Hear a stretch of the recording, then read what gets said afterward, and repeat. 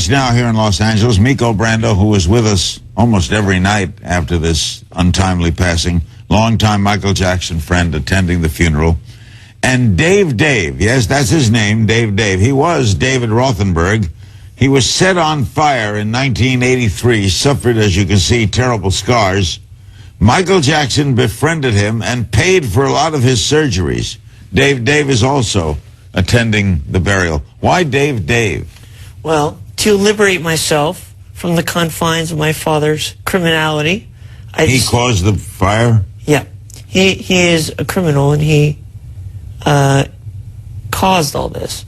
To free myself of his name and his legacy, I decided to become my own person through changing my name. We'll find out how Michael helped you, but Miko, is that a typical story of Michael helping people like this? Absolutely. When he would hear about stories of people in need or needed help, and when we watched the news together, he'd reach out to them, send them a basket, send them a note, get well, or whatever the incident would be, and he'd always reach out to people and help people. Even driving around town, he'd stop and help people. How did he find out about you, Dave? He heard about me, and he had contacted me and wanted to meet me. How old were you at the time? I was about 7 years old at the time. And were you in the hospital? I was not in the hospital at the time. I was in interim, back and forth from surgery. And what did he do for you? Well, basically, he befriended me. He took me into his life, which is very rare for Michael to do. But he opened up his arms to me and accepted me as a very good friend of his. And throughout the years, he never let me go. I believe that's the hearse carrying the body into Forest Lawn. He will be interred. It looks like a beautiful place to have for him, Miko. It was very nice. It's a very nice compound. Yeah, we're going to be showing you a close-up of that. That is Forest Lawn. Were you surprised, Dave, to hear from him when you were 7? Oh, it's a very interesting story, Larry. It was kind of the visit to his Encino house was very impromptu, and it was kept a secret by my mother. And I had always been kind of a admirer of his, not a fan per se, but I always loved his music. And my mother surprised me one day and brought me up to Neverland. And I entered an arcade, and there were all these Paul McCartney records all over this, The Girl Is Mine, and, this and that. And I remember sitting down, and at the time, my favorite video game was Pole Position. And I was playing Pole Position, and I felt a little tap on my shoulder, and I turned around, and there was Michael. And you know what, Larry? What? At that moment, we embraced, and that embrace never ended throughout our whole entire friendship. Dave, what don't we know about him we should know?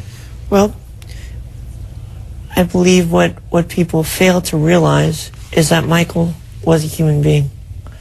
Throughout the years, I think he was kind of stigmatized by the media, and I believe that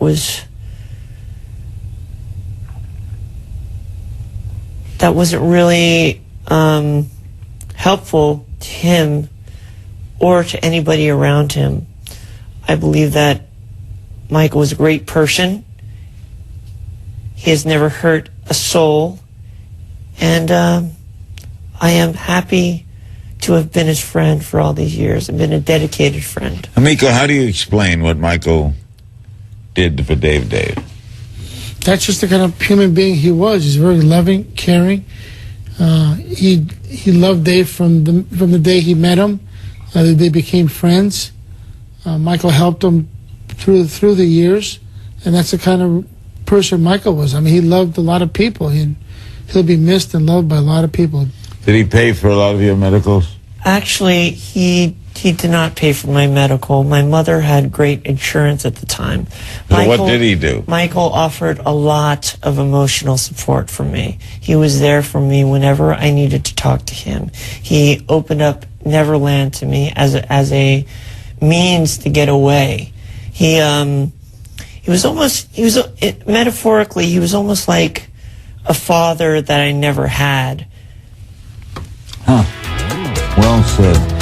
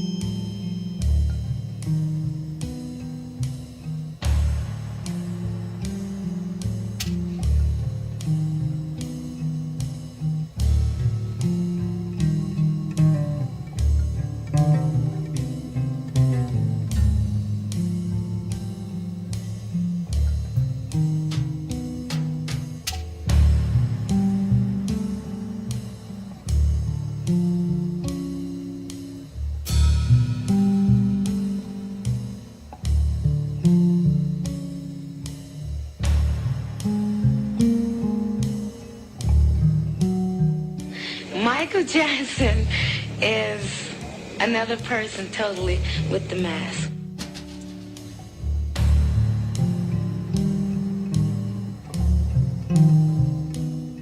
I don't know how we expect to go to the movies, but you know what I'm saying? Like, this is Michael Jackson. Like, how the hell are we gonna actually go to the movies? So he grabbed the kids. They looking normal. Mike comes out. He has his disguise on, you know. So I starts laughing because I didn't even recognize him, you know. Sometimes I forget that he's supposed to be in his disguise, you know. And I keep calling him Mike. So then when I realized he was peeping, then I start calling him Dave. Dave.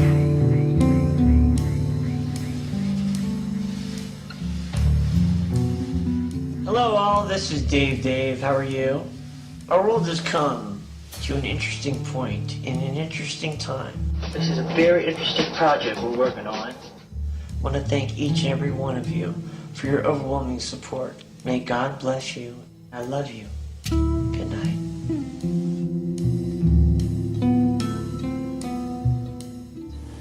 Thank you very much for all of your support, and may God bless you all. I love you. Goodbye.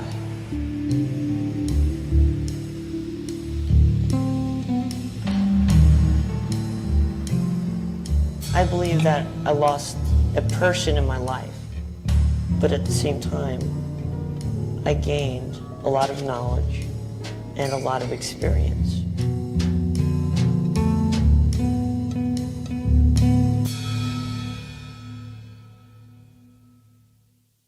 To his Encino house. I think I was at the Encino house. To his Encino house. I think I was at the Encino house. To his Encino house. I think I was at the Encino house. Encino house. The Encino house.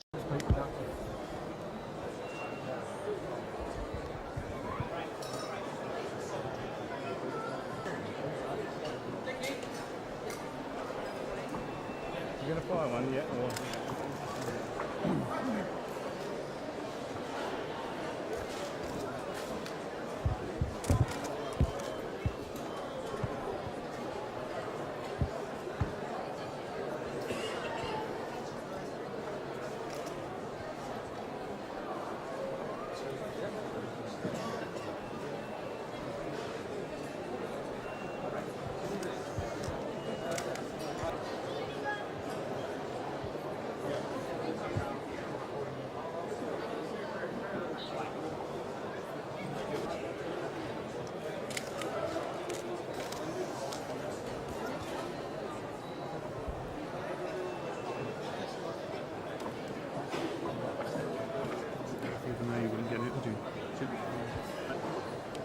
Would you like to say a few words to your fans, Michael?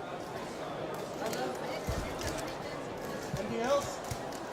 Happy to be here. How does it feel to be meeting the royalty tonight? Very exciting.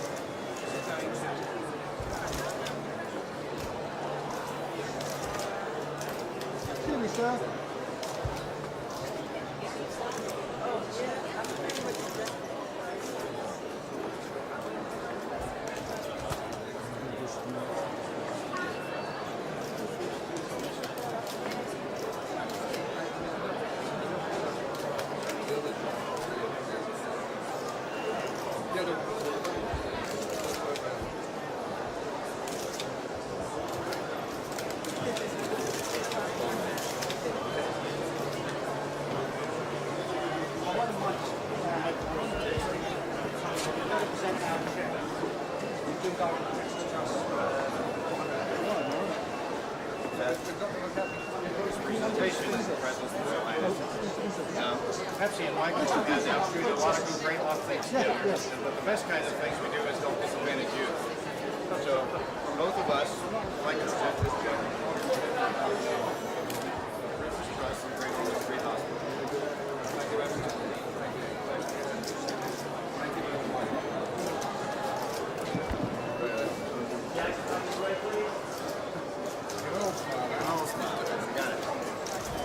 I hope so. These guys don't think he's getting out. Well, I asked why we did it in dollars instead of pounds, and they said, well, the dollar was rising now, so they get a little bit more.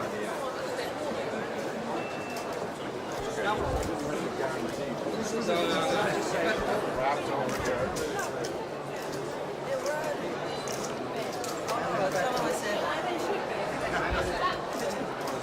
And also, commemorate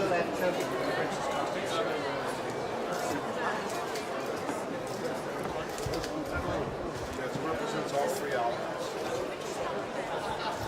So far, we're in hand.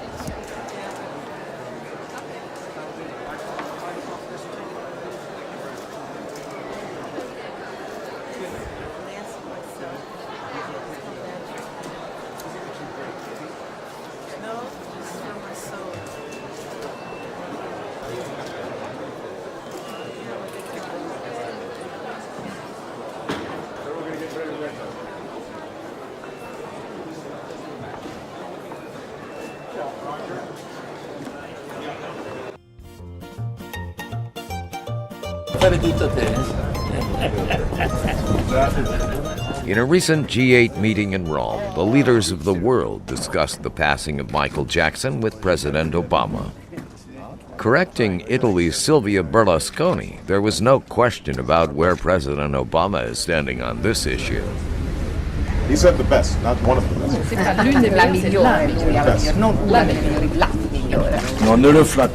What was his reaction to the death of Michael Jackson? I talked to him about it this morning. Look, he said to me that obviously Michael Jackson was a spectacular... Historically, U.S. presidents from both parties welcomed Michael Jackson to the White House, starting with President Carter. In 1984, President Reagan invited Jackson to the White House to thank him for supporting a campaign against drunk driving. President of the United States, Mrs. Reagan, and Mr. Michael Jackson. Well, isn't this a thriller? I'm delighted to see all of you here today. We haven't seen this many people since we left China. He is totally opposed to drugs and alcohol and is using his popularity to influence young people against them. That's what Reagan wrote in his diary at the time. One of the most talented, most popular, and most exciting superstars in the music world today. The first President Bush also complimented Jackson, appearing with him in the Rose Garden in 1990, and noting that Jackson had received a humanitarian award from the Capitol Children's Museum. Jackson sang "Heal the World" at President Clinton's first inaugural gala in 1993. President Obama mentioned the great joy that Michael Jackson brought to a lot of people through his extraordinary gifts as an entertainer. Michael Jackson will go down in history as one of our greatest entertainers. I grew up on his music. still have all his stuff on my iPod. I think that his brilliance as a performer also was paired with a tragic and, in many ways sad personal life. But I'm glad to see that he is being remembered primarily for the great joy that he brought to a lot of people through his extraordinary gifts as an entertainer. Before his death, Michael Jackson became a symbol of resistance for the Iranian post-election movement. And it's also reported that he was about to engage the North Korean dictator Kim Jong-il, an assumed-to-be fan, to help free 2 American journalists imprisoned in North Korea. So many people are on television that don't know me, and they're like experts on me. When Michael Jackson died, I knew him very well. And everybody was talking about Michael Jackson. They didn't know him. Well, one thing about Michael Jackson, he lived in Trump Tower.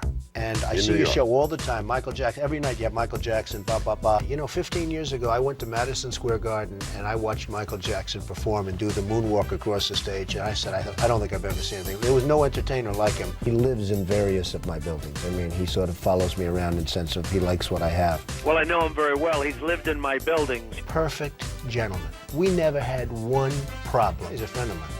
I mean, he's a good guy. He's a little different. Badly. Well, he's gone through a lot. I'm going to stick up for him because nobody else is, but I don't believe it. Michael was a great friend of ours, actually. And he lived in Trump Tower for a long period of time. And he was a sweet guy, special guy. He was with me many, many times at Mar-a-Lago in particular, in Palm Beach. And so many unbelievable weekends took place with Michael, especially in Palm Beach. Kennedy Jr. and his connection to Donald Trump in the plan, as well as various other coded messages, has been hidden inside of past events. Is it possible that we have missed one of the biggest revelations of Q? That Michael Jackson and Donald Trump are connected? Did Donald Trump and QAnon help Michael Jackson to fake his death to escape the Illuminati death sentence and to ultimately join the alliance by providing insight and revelation into the pedophile satanic network of the elite? Michael Jackson was a child star that grew up in the entertainment industry. What did he know? What did he share with Trump?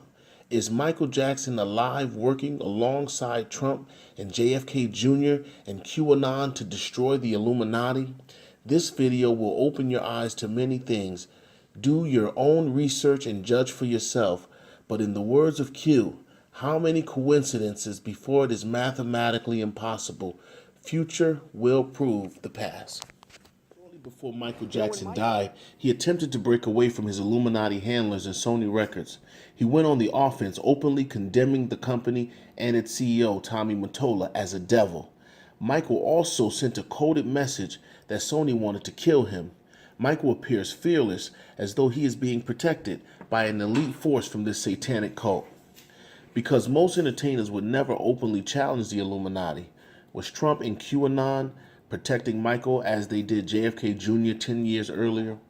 Michael also revealed that he was able to outsmart Sony with a crafty business strategy and was leaving a free agent and owning half of Sony Records, a multi-billion-dollar company. Was Donald Trump guiding him to victory? As Michael walked off the stage, he sent a bold threat to the devil, Tommy Mottola, claiming that the executive will be terminated, and makes a bold prediction that the best was yet to come. Was Michael talking about the storm?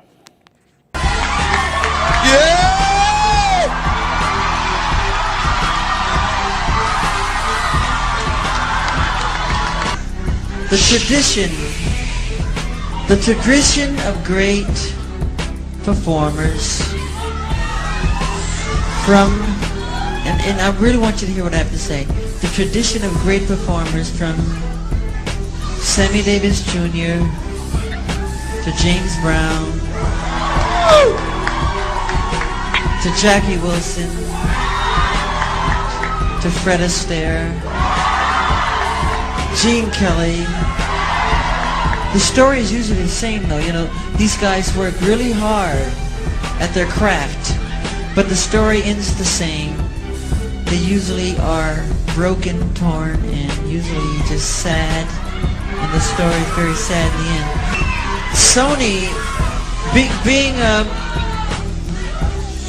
the artist that I am at Sony, I've generated several $1 billion for Sony, several billion, and they really thought that my mind is always on music and dancing, and it usually is, but they never thought that this performer, myself, would outthink them.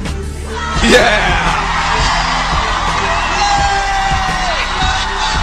So I'm leaving Sony a free agent, owning half of Sony.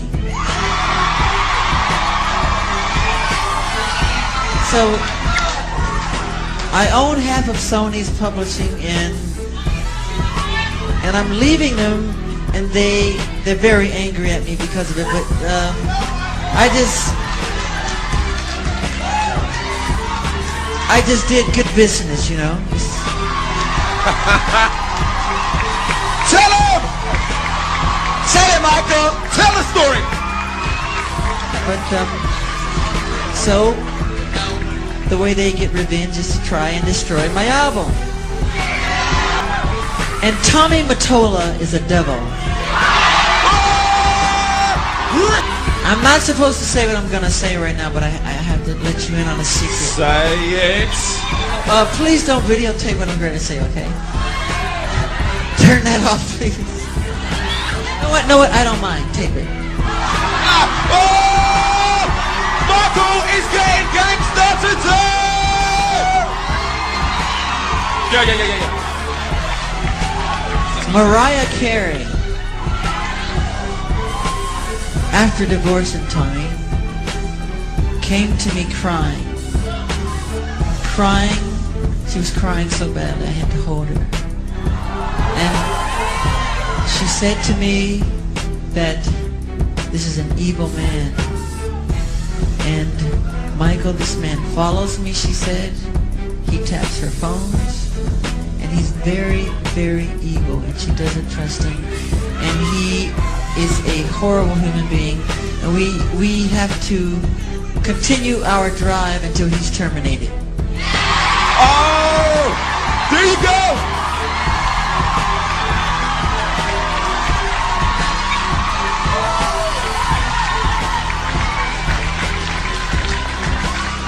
We can't allow him to do this to great artistry. We just can't. I just want you to know I appreciate everything you've done. You've been amazing. You're so loyal, Diana. Everybody, Waldo, all the people here, I love you all. You've been amazing. Thank you! I love you. But still, I promise you, the best is yet to come. Sony will soon own the full rights to some of the biggest names in music. Maribel Abrams joining us live from the NASDAQ market site in New York with details on this deal. Maribel, good morning. Good morning, Owen. This deal has Sony buying out Michael Jackson's stake in music publisher Sony ATV. Now, the company will pay the estate of the late pop singer $750 million in the deal. Sony ATV is the world's largest music publisher, and it controls songs such as the Beatles' All You Need Is Love. It also represents copyrights of musicians such as Bob Dylan, Queen, and the Rolling Stones. In a recorded interview with the son of legendary singer James Brown, he explained how Michael Jackson and James Brown talked about getting out of the Illuminati and that they had made a deal with the devil for the fame and the fortune that they had received, understanding that the only way to get out of the Illuminati is by death. Is it possible that Donald Trump and Q helped Michael to fake his death in exchange for information and testimony about the pedophile satanic cult in the music industry? No, we got a lot to talk about the music, but first I want to get back to the Michael. You mentioned Michael Jackson, and MJ obviously derived so much from your father, and he loved your father to the point that he spent an hour alone with him after he passed away. It was 2 hours. Yeah. He was so close to my father till, you know, everything he did was because of what my father taught him. Mm-hmm. You know, to the last time he came out, you know, he was talking about Sony and different things, you know. He called my dad before that. because both of them had talked about getting out. Now, whatever that is, getting out. You know, they were tired of it. You know, and this goes. You think this goes back to the ownership of exactly the brand, exactly of the crossroads. You know, the selling of your soul, all kind of things that happen. So now what? Now going back to who was it that wrote? That did the song "I Sold My Soul to the Devil." I know you're talking about Robert the blues singer. Yeah. Robert Johnson, right? Yeah. And his whole deal with the devil, and then do you think that is real in the music business? Very much. I mean, it's very much real. This is where the story gets creepy. Long time